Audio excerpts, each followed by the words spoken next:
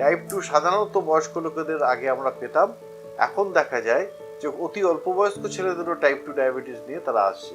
এখন প্রায় 30% লোকের ডায়াবেটিস আমরা পাচ্ছি এবং আমরা ভাবছি যেটা যেরকমভাবে ডায়াবেটিসের প্রসারণ ঘটছে তাতে 2030 সালের বরাবর আমরা ভারতবর্ষের প্রায় অর্ধেক লোক ডায়াবেটিসের দ্বারা আক্রান্ত হবে। আশ্চর্যজনক ব্যাপার হচ্ছে যে পাশ্চাত্য দেশের খাওয়ার প্রক্রিয়াটা কিন্তু ওদের দেশের দিয়েই ব্যান হয়ে যাচ্ছে, কিন্তু আমরা আগ্রহ করে নিচ্ছি। সবার জন্য স্বাস্থ্য পৌঁছে দিচ্ছে ডক্টর। নমস্কার, আজকে আপনাদের সবাইকে স্বাগত জানাচ্ছি। আমি ডক্টর দেবজ্যোতি কোনার, ইন্টারনাল মেডিসিন কনসালটেন্ট। আজকে আমি আপনাদেরকে ডায়াবেটিস সম্পর্কিত কিছু তথ্য বলতে চাই। একটা খুব ইম্পর্টেন্ট প্রশ্ন সবসময় উঠছে, আজকে আমরা এটা বলেই আমি আমার এই ডায়াবেটিসের সঙ্গে ব্যাপারটাকে একটু ভরপুর করতে চাইবো।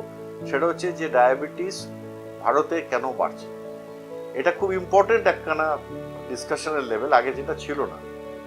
তার অনেক রকমের ব্যাখ্যা আছে, অনেক রকম কারণ আছে। কেউ বলে যে অ্যাডিনোভাইরাস 32 জন্য আমাদের দেশে ফ্যাটি লিভার হওয়া শুরু হয়েছে, সেইখান থেকে শুরু হয়েছে আমাদের ডায়াবেটিস হওয়া।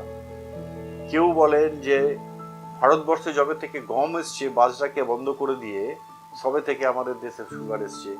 এটা প্রত্যেকটা জিনিসেরই হয়তো কিছু কিছু সত্যি আছে, কিন্তু আমরা যেটা পাশ্চাত্য দেশের খাদ্যাভ্যাস যবে থেকে গ্রহণ করছি তবে থেকে সেটা যেন বাড়াবাড়ি রকমের বেড়ে গেছে।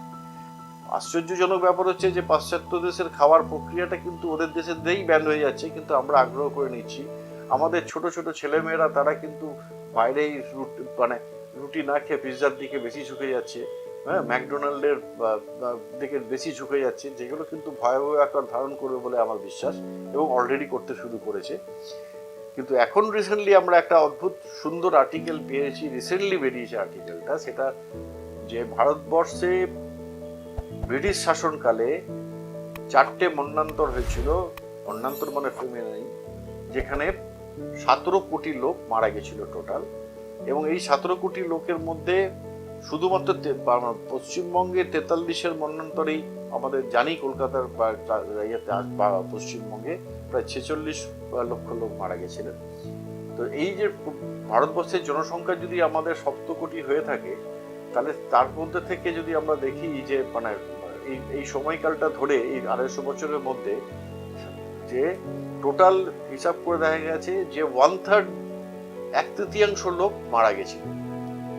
এই 1/3 লোক কারা মারা গেছিল মন্বন্তরে, তারা কেন মারা গেছিল? তার কারণ তাদের লিভার এনজাইমস গুলো ছিল, তারা হচ্ছে ফাস্ট মেটাবলাইজার, মানে তাদের খাবারের উপরই তারা ডিপেন্ডেন্ট থাকে। এবং ফাস্ট মেটাবলাইজাররা খাবার না পেয়ে তাড়াতাড়ি তারা সার্ভাইভ করতে পারেনি, মারা গেছে। আমরা যারা বেঁচে আছি তারা মন্বন্তরে যারা বেঁচে ছিল তারাই বংশধর। তাহলে তাদের মধ্যে থেকে তারা ছিল হচ্ছে স্লো মেটাবলাইজার। তো স্লো মেটাবলাইজারটা মানে হচ্ছে যে কোনো খাবার পত্র যেগুলো আমরা খাই সেগুলোকে আমরা স্লোলি হজম করি, মানে আমরা সেই জন্য কম খাবারেও বেশি দিন বেঁচে থাকতে পারি। এবং আমাদের ব্রেনের মধ্যে সেই সেন্সেশনটা হয়ে গেছে খাবার না পাওয়ার সেই একখানা ভয়, যেখানে যদি আমরা খাবার পেলে গপ গপ করে খেতে থাকি।